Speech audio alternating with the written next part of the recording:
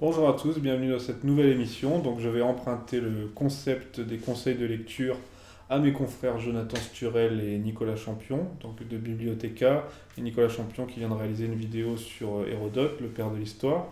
Donc le concept est on ne peut plus simple, il s'agit de se munir d'un livre, qu'on vient de lire bien sûr, c'est mieux pour en parler, et de faire un bref résumé, une brève présentation au lecteur afin que, enfin pas au lecteur, à l'auditeur en l'occurrence, afin qu'il devienne un lecteur justement et qu'il se dirige vers ce livre s'il l'intéresse. Donc là j'ai pris un livre que je viens tout juste d'acquérir et grâce à mon ami Charles Azangul qui me l'a conseillé, et je le remercie au passage, c'est Conversation sur le christianisme, Napoléon Bonaparte. Donc c'est un livre aux éditions du Rocher, avec une préface de Jean Tullard bien sûr, parce qu'à chaque fois qu'il y a un ouvrage sur Napoléon, Jean Tullard est là pour faire la préface, et comme vous le savez, depuis la mort de Napoléon, un livre par jour est écrit sur lui.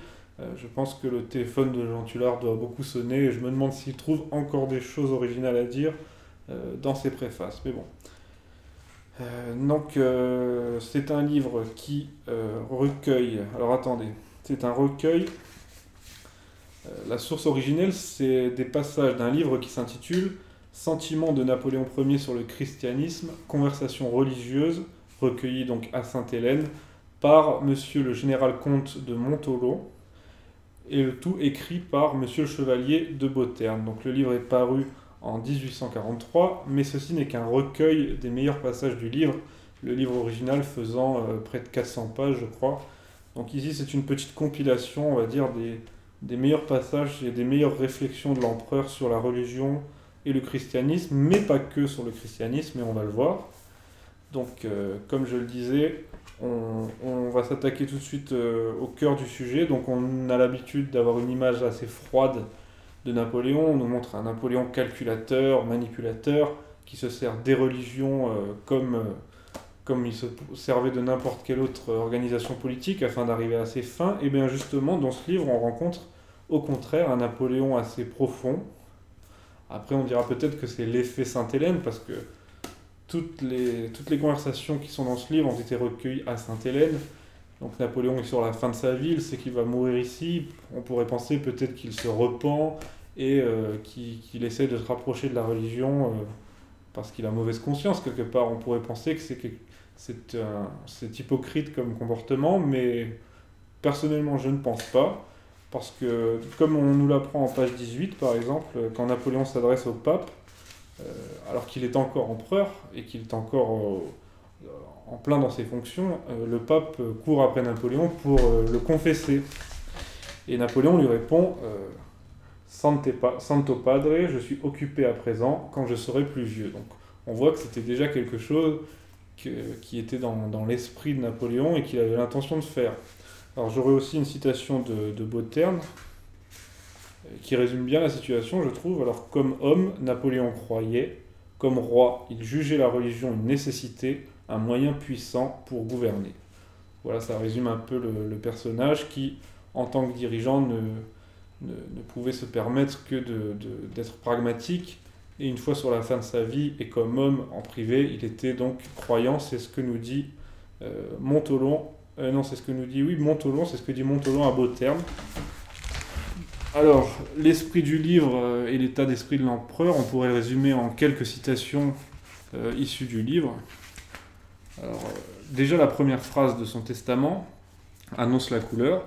« Je meurs dans la religion catholique, apostolique et romaine, dans le sein de laquelle je suis né il y a plus de 50 ans. » Donc voilà, la couleur est annoncée. Donc Jean Tullard écrit « L'honneur la tradition est sauve, pour le reste, c'est l'affaire de sa conscience. » Donc comme je le disais, Napoléon, on découvre un Napoléon très croyant, très spirituel, qui nous explique souvent que tout ce qui nous entoure proclame l'existence de Dieu, et qui par ailleurs pense que la religion catholique est la seule vraie religion, en cela que c'est elle qui explique le mieux le monde et les hommes. Alors je vais vous lire deux citations, donc page 48 pour la première, qui justement traduit bien ce sentiment.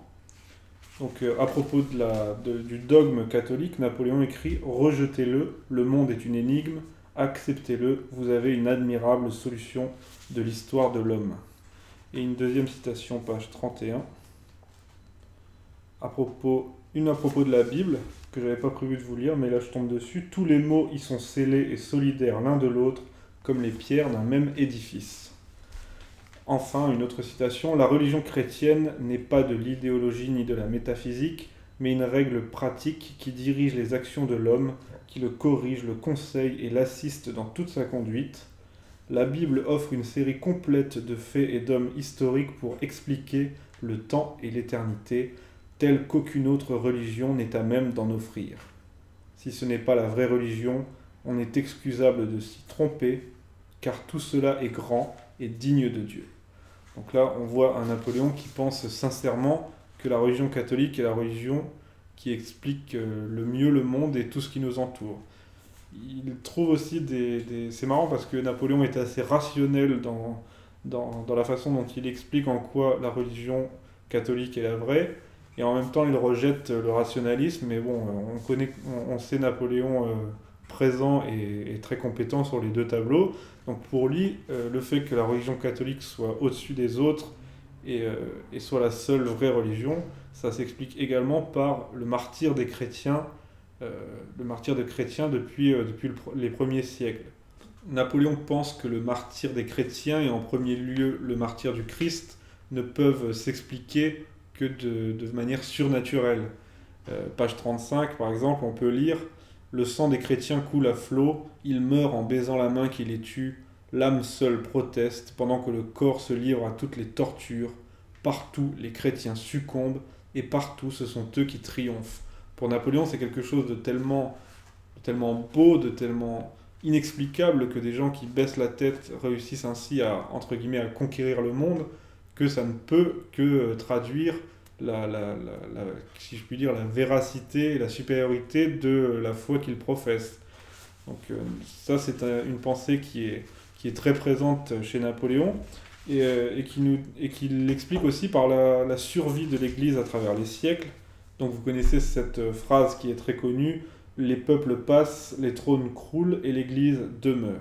Donc pour Napoléon, la longévité de l'Église découle de quelque chose de surnaturel également. Et c'est ce qui fait qu'il a choisi, entre guillemets, la religion catholique, bien qu'il soit né dedans, comme il l'explique, mais qu'il pense vraiment que cette religion est la vraie religion et qu'elle n'a pas son égal. Le livre comporte également un passage très intéressant où Napoléon débat avec donc le général Bertrand, qui est un athée convaincu. Alors, au passage, Napoléon déteste par-dessus tout les athées, il en a une sainte horreur. Page 14, il dit « Je pardonne bien des choses, mais j'ai horreur de l'athée et du matérialiste. Comment voulez-vous que j'aie quelque chose de commun avec un matérialiste, avec un homme qui ne croit pas à l'existence de l'âme, qui croit qu'il est un tas de boue, et qu'il veut que je sois comme lui un tas de boue. » Voilà, ça démontre la virulence des propos de Napoléon à l'égard des athées, donc c'est des gens qu'il a en horreur. Et donc là, il parle avec le général Bertrand, qui l'apprécie malgré tout, et il dresse un long monologue où c'est assez amusant, il essaye de prouver au général Bertrand que le Christ n'est pas un homme ordinaire et qu'il est Dieu. Alors pour commencer, il répond au général Bertrand qui compare Jésus aux grands conquérants comme Alexandre ou Jules César, et qui explique à Napoléon que Jésus est un grand homme, un fondateur, mais qu'il n'est pas forcément Dieu. Et là, Napoléon, étant donné qu'il est lui-même un grand homme, justement se compare au Christ, et à partir de sa propre expérience de grand homme, il constate qu'il n'a rien de commun lui-même avec le Christ, et donc que Alexandre ou César n'en avaient pas plus en commun. Il dit justement, il n'en est pas de même du Christ, tout de lui m'étonne, son esprit me dépasse et sa volonté me confond, entre lui et quoi que ce soit au monde, il n'y a pas de terme possible de comparaison.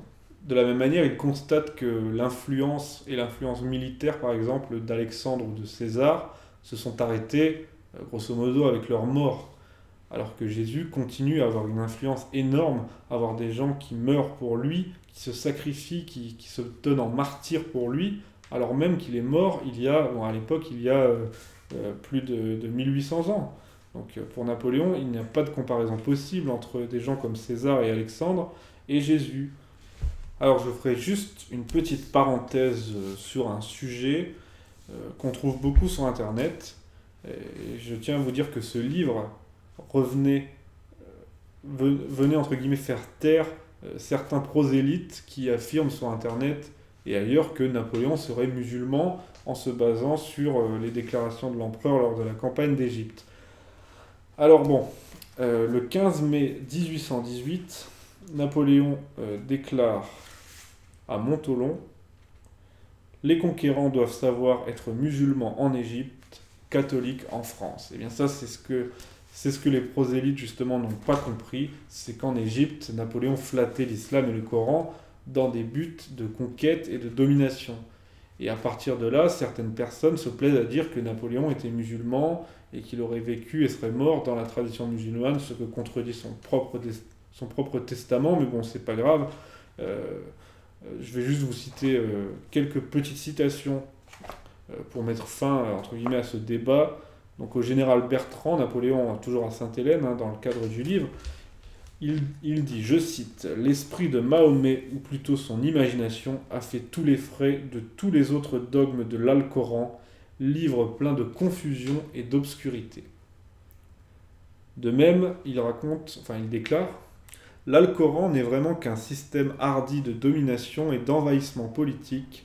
Partout, l'homme ambitieux se montre à découvert dans Mahomet, vil flatteur de toutes les passions les plus chères au cœur de l'homme.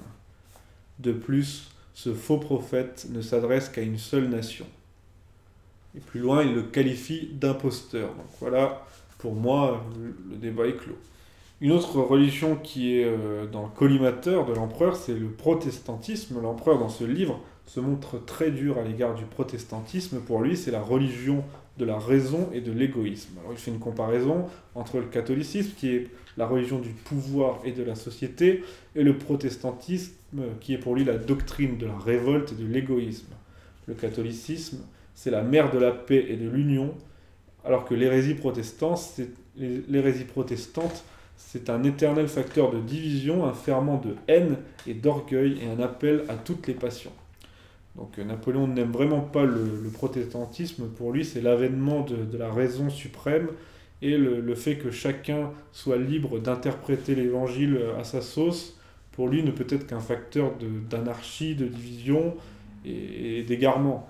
Pour lui, c'est clair, le protestantisme a détruit l'autorité. Pour lui, c'est l'avènement du dogme de l'infaillibilité humaine. Et il parle de souveraineté monstrueuse de l'individu, donc c'est vraiment quelque chose qu'il a en horreur. Et c'est très présent dans un passage de ce livre, dans plusieurs passages même, on retrouve cette même animosité pour le protestantisme, qui, on le rappelle, je ne sais pas si c'est innocent, mais est la religion de ses ennemis héréditaires et de ceux qui l'ont mis sur cette île. Donc voilà, pour résumer, je vous recommande fortement ce livre qui nous fait découvrir un Napoléon très spirituel. Et juste avant de mourir, il regarde le buste de son fils, il se joint les mains et il dit dans un dernier soupir, « Mon Dieu ». Alors voilà, je crois que ça résume bien la vie de Napoléon. Il a été au pouvoir, il a fait ce qu'il a pu lorsqu'il était au pouvoir, il devait être pragmatique, il devait être ferme. Il n'est en aucun cas pertinent de mettre en parallèle ses actions de chef d'État. On pourrait parler par exemple, je sais pas, de l'assassinat du duc d'Enghien. En soi, c'est quelque chose de mal d'assassiner quelqu'un, alors que si on regarde le contexte politique, c'était surtout pour mettre fin à ce climat de terreur qui était propagé par les royalistes et qui le mettait à la merci, lui et sa famille, d'un attentat à chaque fois qu'il sortait du palais. Donc il faut bien différencier le Napoléon homme d'État et le Napoléon sur la fin de sa vie à Sainte-Hélène, qui se livre et se confesse presque sur son point de vue à propos de la religion. Donc je recommande fortement ce livre, un petit livre qui se lit d'une traite, il fait 137 pages, il coûte 9 €, donc si ces deux sujets vous intéressent, allez-y, foncez. Merci à tous d'avoir suivi cet épisode, j'espère qu'il vous aura plu. J'espère également que j'ai été clair, parce que je n'ai pas l'habitude de parler sans notes et de parler sans script. Dans Parabellum, c'est quelque chose de différent puisque je lis mon script. Bon, là, j'ai quelques notes, mais j'ai rien écrit et je ne suis pas réputé pour être un grand orateur. Donc, merci de votre indulgence, merci de m'avoir écouté et à une prochaine fois.